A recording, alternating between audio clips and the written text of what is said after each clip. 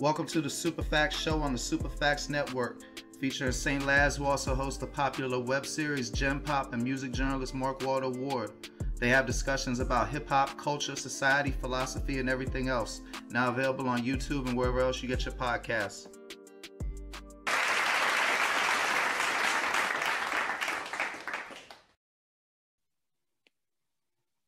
What up, world? It's your boy Mark Walter Ward, Superfacts Show, Superfacts Network. I'm extra excited about this episode today. We got Ken Berger with us, a longtime NBA writer, a great trainer, owns a max velocity training facility, and is launching a new newsletter dedicated to conditioning, exercise, and fitness, particularly towards NBA players. Hoop Science. How you doing today, brother? I'm good. I'm excited too. Thanks for having me on. No doubt. Before we even get into Hoop Science or anything, I don't know if you've launched the first one yet. You're offering a 70% off lifetime subscriber if they sign up now? That's correct. Yeah. So this is a exclusive email newsletter where you can sign up and get the best coverage of the training, nutrition, recovery, and technology that NBA players use to perform better on the court, stay healthy, and those things. Obviously, with all the injuries we've seen in the playoffs and during the regular season, during this crazy year of COVID and condensed schedule and all that stuff, it's a huge topic in the league. So, I've been covering the NBA for over 20 years for different outlets, from Newsday out on Long Island, where I grew up, to the Associated Press, to CBS Sports.com and Bleacher Report and The Athletic. And, I've done some stories like this over the years here and there, but at those traditional outlets, there wasn't really a place for consistent coverage of these kind of topics. So I just felt like, with my background as a strength and conditioning coach, as a nutrition coach, as someone who actually trains athletes, to kind of, provide a place where people could get this kind of coverage and dive a little deeper than the traditional outlets would go. So, you can subscribe to Hoop Science. Probably the easiest way to do that is to go to my Twitter page, KBergNBA. And the bio link is the link that'll take you to the sign up page, where you can save 70% and lock that rate in for as long as you're a subscriber. But what I was going to say is, I did read the About Me. Well, I've read every email that you sent out, but I read the About Me, and you got a pretty compelling story. So you were a full-time NBA writer, and at one point you got so disgusted with your level of fitness that you basically did you stop covering the NBA and go to college to learn nutrition and training, or what's exactly your origin story, as you would? So in terms of my own personal fitness, I was an athlete in high school. I was always a weightlifter from when I was a teenager through high school and college. I was always pretty fit and pretty strong. Once I got out of college and started, covering sports, first it was, I covered all sports for the Associated Press for a few years. Then I focused on football, NFL football for a few years, and then shifted to the NBA, which I've done consistently for a long time. And this was my first summer league. This was 2009, after my first season as a full-time NBA columnist for CBS Sports.com. And I was in Las Vegas, living the life, as you do when you're in your late 20s. And, I just woke up one day and just felt terrible and disgusted. I was, I'm 5'6" on a good day, and I was over 180 pounds. And just had no energy, just wasn't eating right, wasn't taking care of myself. And I said, you know what, this has got to stop. So I literally just started looking up workouts on the internet and doing them. I tried to go to the hotel gym to do them, and I was too embarrassed to do it because I couldn't do a damn thing. And I basically just started doing them in my hotel room. And then when I came home from summer league, I started doing them in my apartment and started to clean up my eating and eat a little better. And, started getting some results and losing some weight and feeling better about myself. And, long story short, that led to me, becoming a trainer myself and getting the necessary certifications and start working with people to kind of help them do what I did. So that was kind of how that started. And, I noticed at a certain point, once I was a few years into it and I was getting ready to open my own training facility and, had some experience helping people, with these problems, I started noticing that traveling around and covering the NBA and going in the locker rooms and the training rooms, like, these professional athletes were doing a lot of the same things that I was preaching and that I was doing, you know, a lot of the same mobility exercises to avoid injury. They were following a very similar dietary plans. And it just kind of struck me that, you know, there was a connection, kind of my two worlds were colliding there. And that was kind of the genesis of, you know, in conjunction with opening my facility and in 2016. And then, you know, over the next couple of years, kind of stepped away from full-time MBA writing to now doing something that kind of incorporates both. I mean, that's great. Cause you know, like specifically, they'll talk about LeBron James puts $1 million in his body, and then, you know, they might show him do some of the workout in the hallway before, or, you know, what he's doing on the exercise ball and all that stuff. But they don't really tell you, like where does $1 million of LeBron James money every year go to specifically in conditioning? I mean, I know you don't have like a inventory, but give me a broad strokes of how one spends that much. Yeah, so that's a great question. And LeBron's one of my favorite topics in this area because he does put in the work, he does invest the money in his body, and he does make the sacrifices necessary to be at his best. Otherwise, he wouldn't still be doing this at the level that he's able to do it. But back in 2014, 15, right around that time when the Warriors and Cavs were in those back-to-back finals, there was one particular series where, you know, the one where everybody else was hurt and it was kind of LeBron against the world. And, you know, he was logging, you know, 43, 44, 48 overtime games, 52 minutes, you know, in these games. So I got an idea to connect with a couple of people that were in his circle and just say, like, I want to chronicle what does he do from the minute he walks off the court at the buzzer of one game between that time and when the tip off of the next game comes. Like, what is the process? And, you know, I got some really interesting insight, you know, from ice baths to compression sleeves to massage in the middle of the night to any, you know, certain eating practices that he would follow, and just, you know, kind of tried to take the reader through that process. And it was just fascinating to see. Like, it was almost like, you know, if you and I were trying to change our health and improve our body, something that would take 3 to 6 months, you know, he was packing into 24 to 48 hours and getting that done. So that was really one of my favorite stories on this topic that I ever did. Man, Matthew Dellavedova should have hung out with him, because I thought he was going to die in that series. Yeah. So let me I got some questions, but let me tell you a little bit about myself. I used to weigh 340 pounds. I was an addict, alcoholic. I haven't had a drink in like 10 years. I'm super into exercise, but due to poor lifestyle choices, I'm a convicted felon, so it's hard for me to get health insurance. The reason I'm asking you this is, like, you know, I'm really into it. I can bench more than twice my own body weight. I'm working out with the Bonsu ball. I got a landmine and all that good stuff. But, you know, I listen to fitness shows, and they talk about stuff that's like the next level seems to be out of reach of the ordinary person, especially one who doesn't have top flight health insurance. Like, I'm getting in my mid 40s. You know, I would like, I mean, maybe with a doctor's consultation, maybe like stem cells, because I have like a persistent back injury, or maybe a TRT or IPO. I mean, you know, obviously I'm not a doctor, so I don't know specifically what would be recommended for me. But like, I don't even have those options. So what are some ways someone who's more of a regular income can get some of those next level benefits? Yeah, no, that's a great question. And first of all, props to you, man, for changing your life and turning your life around, both physically and every aspect of it. That takes courage, and that takes hard work. So props to you for that. That's an amazing story in itself. Much more interesting than my story, I have to say. But you know, it's interesting. And what you're pointing out, like, you don't have to have $1 million a year to put into your body to be healthy and fit and to feel good about yourself. And it reminds me of one of my other favorite stories that I did when I was with CBS. And it was when Kobe was coming back from his Achilles injury. I wrote a story just kind of like what his approach was, what his workout routine was, like what his lifestyle was like. And, you know, I talked to one of his trainers, and one of the things I'll never forget is that when I asked, I was like, come on, can't you just give me like a sample workout that he does, like, just so I can inform people about it? And his response was, first of all, if I did that, Kobe would fire me. And second of all, since he knew that I kind of knew my stuff and I did this, you know, as part of what I do, he's like, I would almost be embarrassed to share it with you. And I was like, why is that? He said, because it's just so basic and simple, you wouldn't believe it.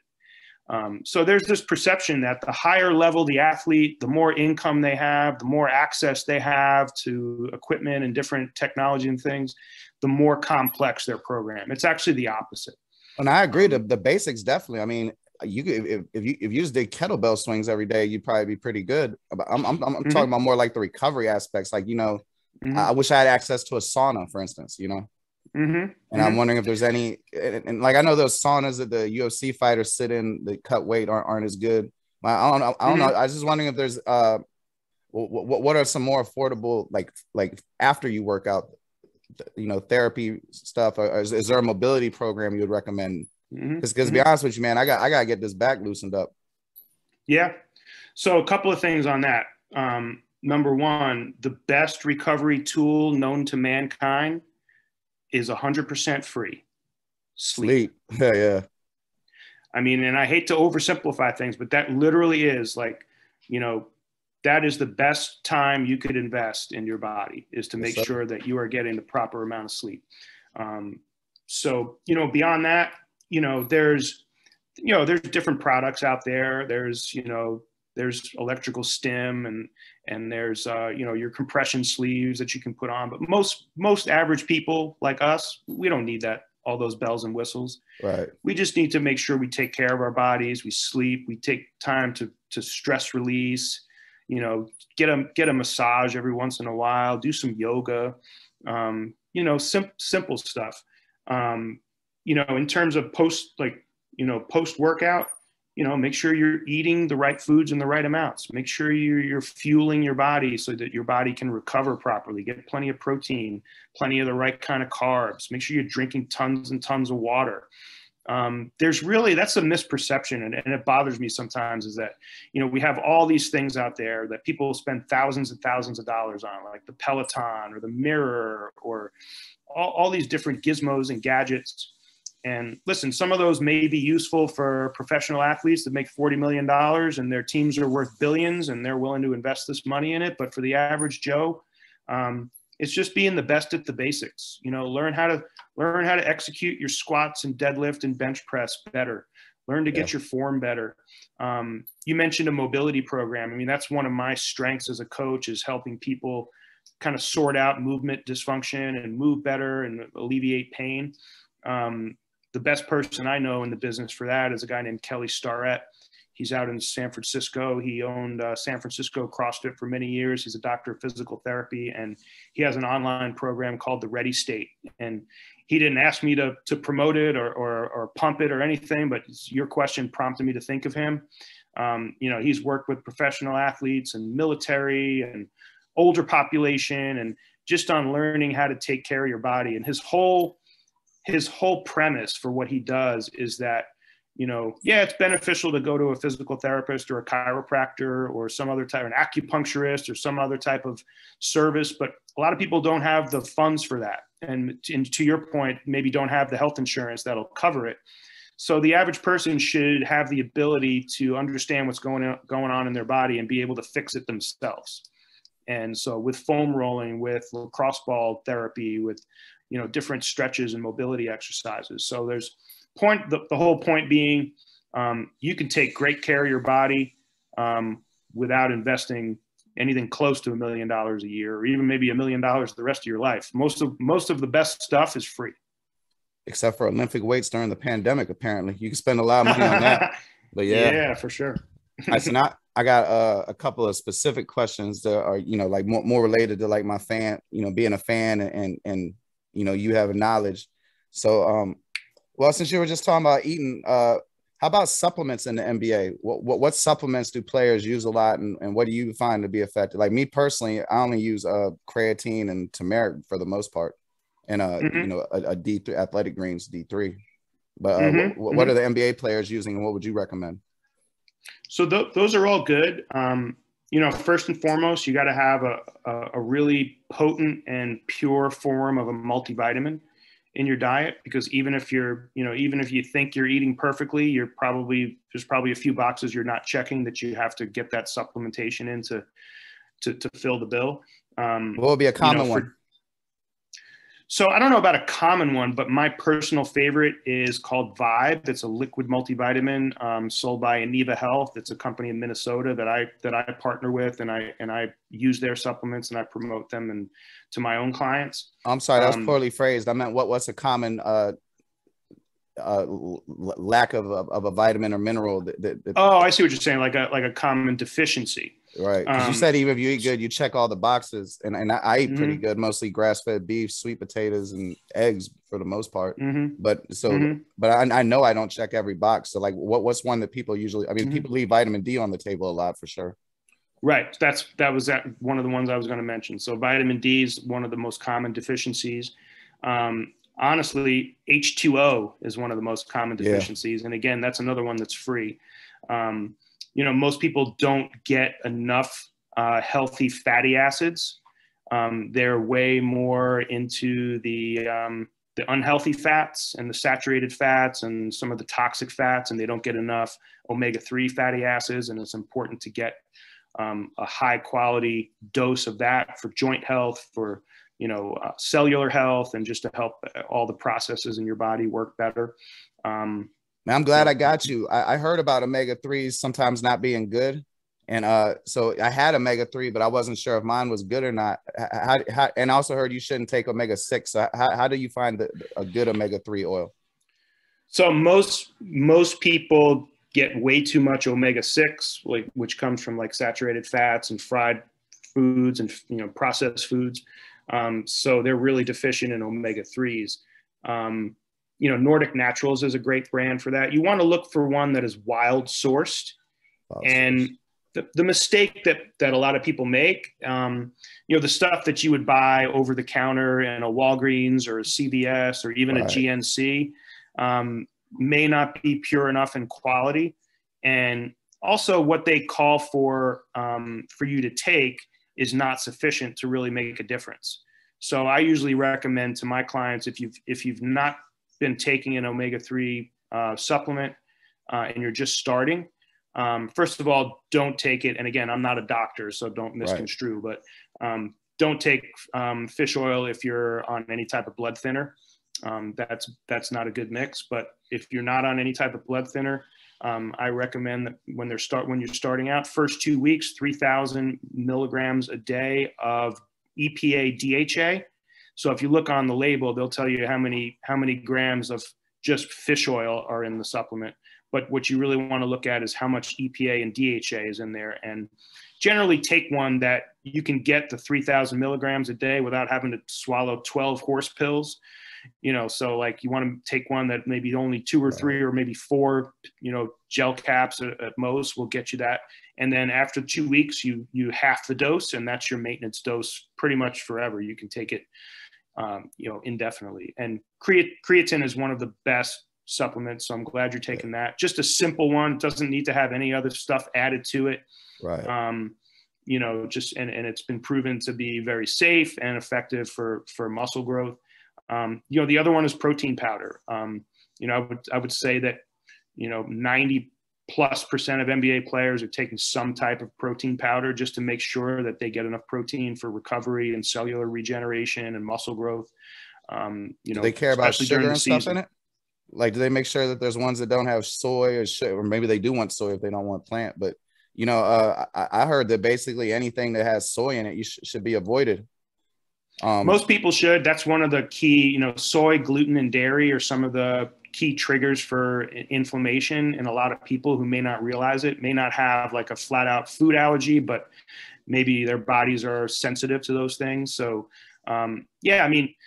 you would look for, there's a lot of protein powders that come with a lot of bells and whistles, and some of them have different additives and different other things thrown in. Just a pure whey isolate protein, as long as you tolerate dairy, okay, is going to be the best. And, the truth is most of them, just so they don't taste like crap, they have some kind of artificial sweetener in them.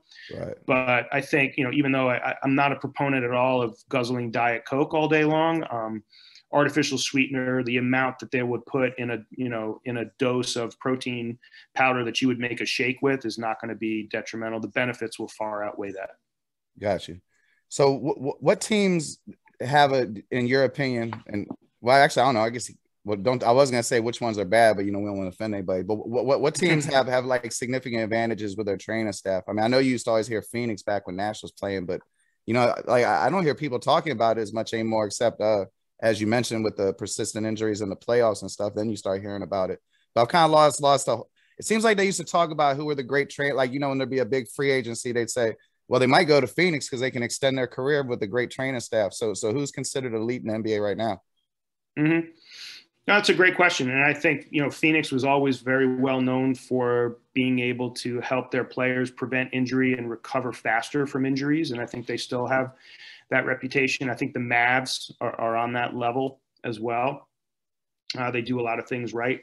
Golden State is a team that has really developed a reputation for being light years ahead of everybody.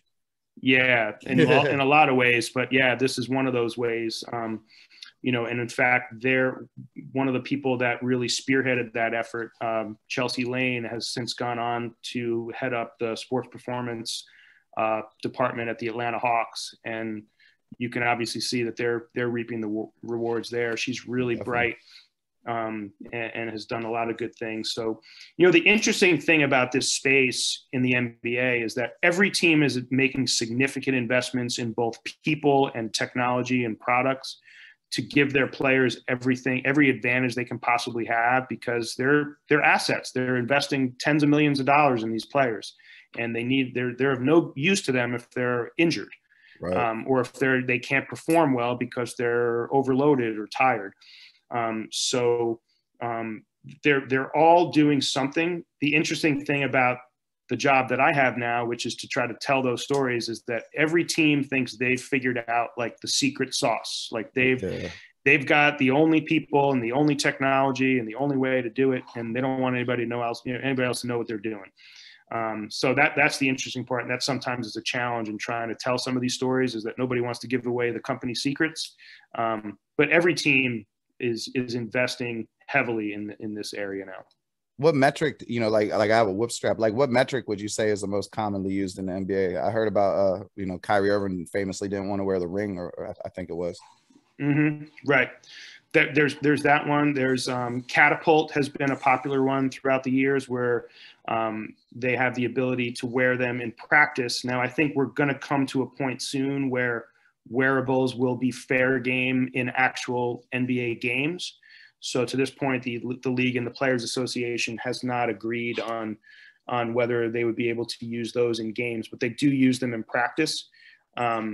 It gives them good data on how, what a player's force production is, what kind of explosiveness he has, how well or poorly recovered he might be. So when they see some numbers that are off their baseline significantly, they know, okay, that guy needs a day. He needs to get some treatment, take a day off, and otherwise he's at more risk for injury. Got you. God, there's so much. I don't want over take up too much of your time. If someone's not an average NBA defender, can they, and let's say they have a good grasp of defensive concepts, can they use conditioning to become good enough? Because they always say it's the will, and then embarking on a workout program that you adhere to definitely takes will. So can someone will themselves into being a good NBA defender? Provided that they have the physical tools to make it to the NBA in the first place. Mm-hmm. Conditioning is not the first thing I'd put on that list. I think footwork and quickness would be more useful, and I think that's what a lot of the guys work on. Obviously, you can't defend well if you're fatigued and you don't have the endurance that you should have to get through a possession, get through a quarter, get through a half in a game. But understanding where to be, understanding your role in whatever scheme is being run, and then being able to get to the proper spot faster than the guy that you're guarding, that all comes down to, there's some will involved. There's some element of conditioning involved, but how about that footwork? Really, at your facility, could you help somebody's footwork and quickness improve enough to again become the proverbial average NBA defender? Oh, of course. I mean, yeah. I mean, we work on lateral acceleration. One of the key things that any smart strength and conditioning coach would do is to teach, in order to change direction, the first thing you have to do is know how to stop properly and safely. Right. Yes. So learning force absorption before you learn how to, you have to learn how to load before you explode. So one of the interesting things that I saw a few years ago, the NBA started tracking all the players' movements during the game. I don't remember what the technology is called, but they basically take like tens of thousands of images a second so they can track where the players go and how they get there. And they found that the players were overwhelmingly, the majority of the time, going backwards. They were backpedaling. Wow. And that was something that coaches never taught before. Like, they never taught technique. So if you can learn how to get from point A to point B faster going backwards, you're going to be a better NBA player. Has the training staff I'm sorry to interrupt you, but the training staff took that data and you're using a whole different set of muscles going backwards. So have they incorporated that because maybe that would help prevent injury? Absolutely. Yeah. The smart teams have, and I can't tell you which ones have and which ones haven't, but that's definitely something that should be incorporated into your training program, is learning a proper backpedaling technique and getting stronger in those muscles that are used to backpedal as opposed to sprinting down the floor or even going laterally. Another team that comes to mind when you ask me like which ones are doing it right, Toronto Raptors. Alex McKechnie is their director of sports science and performance, and he's essentially the godfather in the NBA of this area. I hosted an event at Summer League with him a couple of years ago, and he's got more. As they say, he's forgotten more about this stuff than I'll ever know. So he's one of the best in the business. What player and let's stipulate that they started off in shape or in good enough shape to begin with. So I'm not talking about somebody that was horribly out of shape. But what player have you seen improve their game the most through the use of conditioning? Or maybe if not their game, like their skill set, but their ultimate, let's say, impact of their career? I mean, a recent example, the first one that comes to mind is Julius Randle. Yeah. If you remember with the Lakers, he was a top pick. Number 7 came out of the draft. That hurt the first game. I remember it distinctly. First game, he fractured his leg. And subsequently to that, at the NBA draft combine, they do all kinds of biometric testing on these players, and they understand. They put sensors on them. They collect data on what happens in their bodies when they jump, what happens when they land, what happens when they go side to side, et cetera. And someone told me after the fact, after this horrible injury he had suffered, that Julius Randle was one of the most imbalanced players they'd ever analyzed at the combine, and they would have predicted that he was a catastrophic leg injury waiting to happen, and lo and behold, it did. So I think that's a great example of a guy who has not only worked on his game and improved his mindset and his impact on the floor, but a lot of that has come from doing the work in the gym, in the strength room to get his body stronger and to get himself better and more balanced. Okay, I only got like 3 more for you. What coaches and broadcasters get after it? Like, who are you impressed with that works out in the media and the coaching ranks? No, that's funny. That's a great question. It doesn't gotta be broadcast; it can be journalists too, or podcasters, or whatever. I know Chris Haynes used to be like supposedly the best baller. Yeah, I've never played with Chris, but I've heard he has that reputation. Interestingly enough, one of my best friends in the business was Sekou Smith, NBA.com. Before that, with the Atlanta Journal-Constitution, and he's tremendous. Yeah, tremendous writer, tremendous talent, tremendous guy, tremendous family guy, and it was really tough for everybody in the NBA community to lose him. But he literally changed changed his life. He used to be, 250 plus pounds, in terrible health, and the business of traveling around the country and, late nights and early flights and restaurant meals and maybe some adult beverages along the way, like that'll eat you up. And, he fell victim to that, but, he changed his life, and he was well aware of what, of what I was doing in the health and fitness space and was interested in it. And, he actually, one time we were at the finals in San Antonio, and he came with me to a local gym for like a fitness competition to kind of just check it out and watch. And, we got to talking, and I was like, what, how'd you do it? How'd you lose how'd you lose half your body, And he said he just started out walking. Yeah. And in the beginning, he could walk to the end of his driveway and back. And then in a few weeks, he could walk, to the end of the cul-de-sac and back. And then he could walk around the block, and then he could walk a mile, and then he could walk 2 miles, and he just kept doing it. And, I gave him a ton of credit for that. I've had some funny moments with Mark Stein, and hopefully he listens to this, because, we spent, both of us, when he was with ESPN and now he's with the New York Times, we spent a lot of time at the Oakland Marriott when the Warriors were the Warriors, right, in those days. And, I said, hey, man, he was always talking about, we'd all go out to dinner together, even though we were competitors, myself and Mark Stein and Howard Beck and Sam Amick, we'd go out and grab drinks and dinner, and everybody was always afraid of what they were ordering, because they were afraid I was going to give them side eye and, give them crap for it. And, we got, I said, hey, why don't you come, meet me in the gym tomorrow, and I'll take you through a little workout. And he did a few times, and, he did better than he thought he did, but he thought he was just terrible and pathetic. And, but I give him credit for trying. I give him credit for getting in there. For most people, just having the courage to step into the gym, if it's new to you or you don't know what you're doing, that takes a lot. And hey, I can preach on that point, man, because I've heard so many people, they're intimidated or whatever.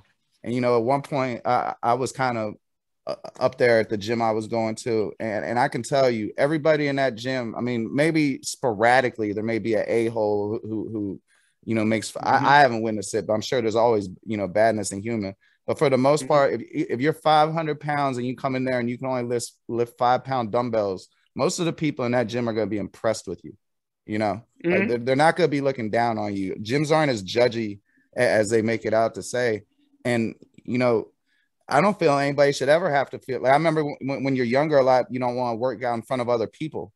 And like, if you're at the park and they're playing basketball and the girls around there, you might not want to do pull-ups if you can only do 3 pull-ups or something.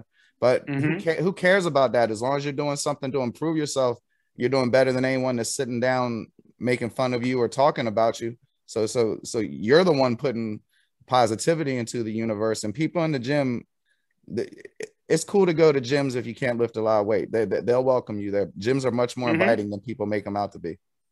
No, I appreciate you saying that. I think that's absolutely true. And I know it's true at my gym. And, there's no judging, there's no shaming, there's no and I think it's also a really positive thing for someone new to come in. Like we have people that are training with us who are 25. We have people that are 75. We have people in their 50s and 60s and 40s. I had a lady that's been with us for a couple of years, and she's in her mid 60s, and a newcomer came into the group session with us, and she was in her mid 20s. And, the older woman walked out afterwards. She's like, you know what, Ken, I feel so good about myself. I was like, why is that? She's like, because there's this girl coming in here 40 years younger than me, and I'm stronger than her, and it just made her feel good. But she also recognizes that she wasn't this strong when she first started, and that this young lady is going to, if she sticks with it, she's going to be just as strong, if not stronger. So, it's second nature for me to be in a gym. I go to one every day. It's my job. But sometimes I have to remind myself, like when a new person makes an appointment to come in for the first time and they don't show up or they're running late, and sometimes I have a tendency to get upset. I have to realize what a big step that is for somebody to decide they're going to put on gym clothes that they don't look very good in and don't feel very good about wearing and don't know anything about what they're going to be getting into, and to actually open the door and walk through, that's a big, big deal. And I've learned over the years to really recognize that. Yes, sir. I didn't get your answer though about the coaches. Who's some coaches that come to mind that are workout fanatics? The first one that comes to mind is Dwayne Casey. You know, he was notorious in Toronto, like in between meetings with the coaches or players or film sessions, he'd run down into the gym, you know, while the players were there, and he'd get in, you know, he wasn't, you know, as an NBA head coach, you don't have an hour to train, but he'd get in, you know, 3 sets of 5 on bench press and then run to the next meeting, you know, or he'd go down and do some dumbbell curls and then run to the next meeting. Yeah, that volume over the day adds up. He's a smart man. Yeah. You know, you can't always knock it out in 1/2 hour, but if you can do, you know, 5 different exercises, 3 sets each over the course of a day, you still got the same volume at the end of the day. Absolutely. So Dwayne Casey, I love that story. Yeah, he was really diligent about that. And you're right, it does add up. And that's what I try to tell some of my clients. A lot of people will say, well, I got stuck late at work. You know, I got stuck in traffic. I didn't make it to my training session. So now all bets are off and I'm just going to go order a pizza and watch TV. Well, you can do walking lunges to and from the bathroom every time you have to go. You know, you can do 10 push-ups, you know, before dinner. You know, pull like bar in the kitchen doorway. Yeah, man. That was one of my big secrets. When I lost a bunch of weight, I put a pull-up bar in the kitchen door. And, you know, I never got to where I could do under 4, but I quit. You know, you get it back pretty quick. So before I lost a lot of weight, I was back up to 10. So I can't go in that refrigerator unless I'm doing 10 pull-ups, even to look at it. Exactly. That's what I was going to say. And that's the perfect place to put it. Like if you're going to go in there, there's a tax for everything. And that was your pull-up tax on going to the fridge. I love that. I think I'd rather pay that tax when I'm 30 than when I'm 70, you know? Exactly. Yep. You're right. I got 2 more for you, and then I know I've held you up for a minute. Do you think the floater is the next big I don't want to say revolution, but next big addition to a player's game? Because, you know, growing up, I was a Wizards fan. I love Rod Strickland. I remember when floaters used to be called teardrops. And man, there's so many people that do that use the floater now. That you know, I can't remember. You know, hand check, when they got rid of hand checking, things changed a lot. When people started shooting more threes, things changed a lot. Obviously, the way they do the pick and roll. And I'm wondering if you think the floater is going to be the next. Like, you have to have this or you're not going to be a competent scorer. Yeah, I think certainly if you're a perimeter player, you have to have that. And I think it's a function of the 3-point shot becoming so prevalent in the league that the next step was, you know, coaches had to figure out and players had to figure out, well, how do we stop it?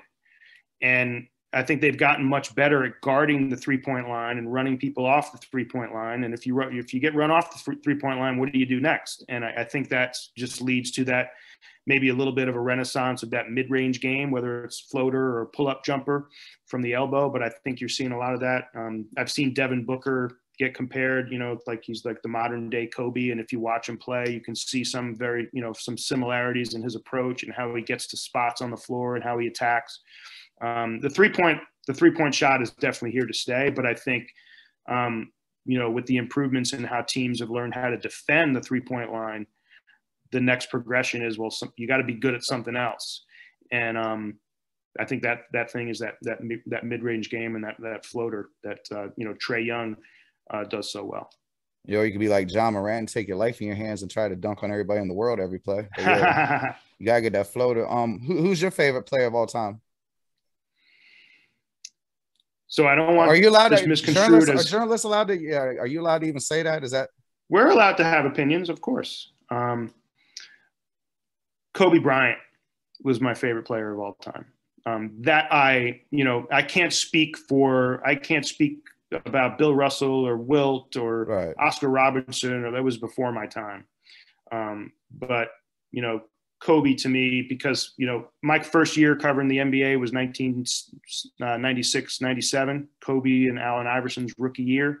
Yeah. My first big NBA event that I covered was the 97 All-Star game in Cleveland. That's where I was based as a reporter at the time. And, you know, I'll never forget that rookie game where Kobe and Iverson were going, you know, toe to toe. And the coach of one team was Red Holtzman and the coach of the other was Red Auerbach. And it was a time in the league where people were worried about Did the players know who they were?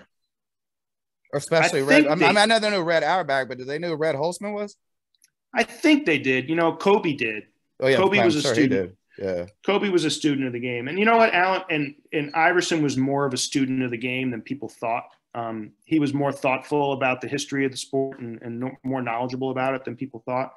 But I mean, the thing about Kobe is that his work ethic, his ability to seize the moment. I grew up, before I was a basketball writer. Actually, I did cover a couple of the finals. A couple of Michael Jordan's finals against the Jazz. But I was very early in my career, and I probably didn't appreciate it like I would now. Right. But the way Kobe emulated him, the way Kobe just was unstoppable in terms of his will and his work ethic.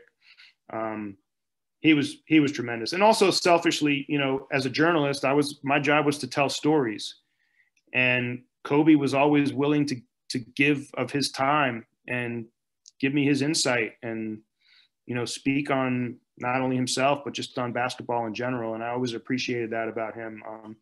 There were some times when, I didn't even go to him when I saw him after a game. He would come to me, "Hey, you need me? You need me?"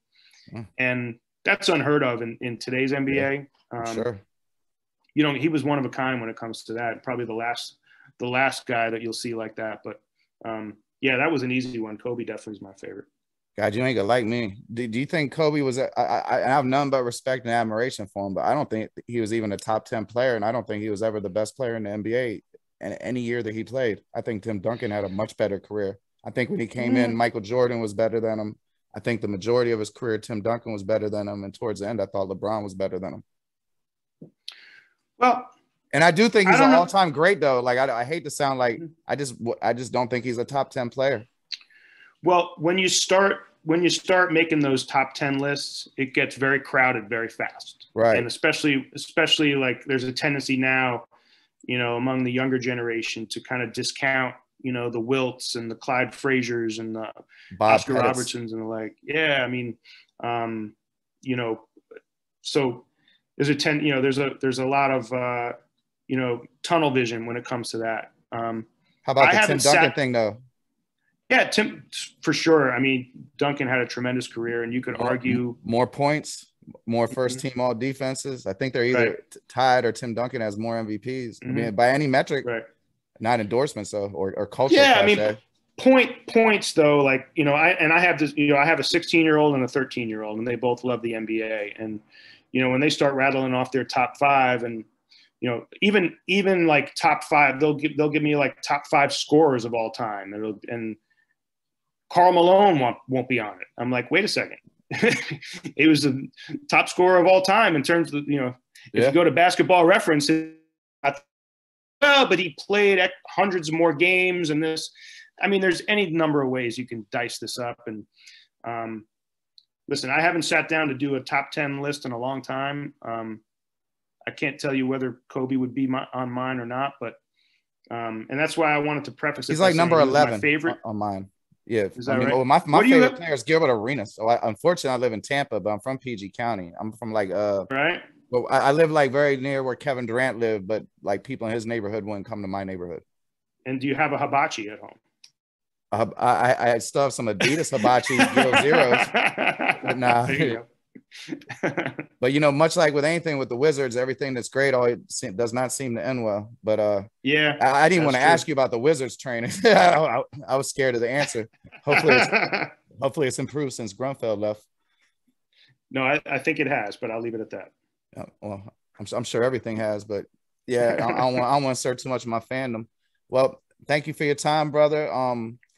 What'd you say your Twitter user handle was again? So it's Kberg NBA, KBERG NBA, and just go to my page and there's a link there. You can sign up and get all my coverage, and you can save. You get the lowest price we're ever going to have, and you can lock it in forever. And you'll get all this insane training, nutrition, behind the scenes stories. I would highly recommend it. I've been waiting until his deal expires because I want to pay the full price because I'm trying to support journalists. Well, I really want to support journalists who are going to do their own thing. Like I have no issue with ESPN or anything, but a lot of journalism is directed, and someone like you doesn't get the space to explore the ideas you want to fully. Like, I'm not even talking about the political stuff. I'm talking about just, you know, they're looking for certain things that draw clicks, and you might have an idea that's a little counterintuitive, and you can you can explore it without having to worry about, you know, people over your shoulder. So I'm all about things like that. I look forward to reading Hoop Science. I wish you nothing but success, and thanks for joining the show. Yeah, no, I appreciate it. Same to you. And again, congrats on your journey and what you've done to turn your life around and take care of yourself and you know, do a bunch of pull-ups. That's amazing. Yes, yes, sir. Well, thank you very much. You got it. All right, you have a good day. You too.